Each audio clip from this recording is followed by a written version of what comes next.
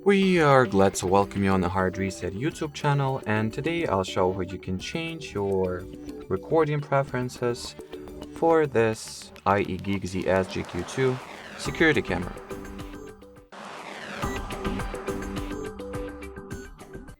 So first you will need to open the ieGeek Cam application, then find your camera, open its settings.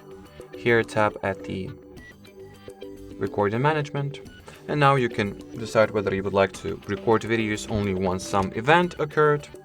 Such events can be the motion detected events or sound detected / noise detected events. So only those things will be recorded after like 10, 30, 40 seconds or a minute, 10 minutes after this event occurred. Or you can make it so that everything will be recorded and added to your installed SD card if you'll enable this option.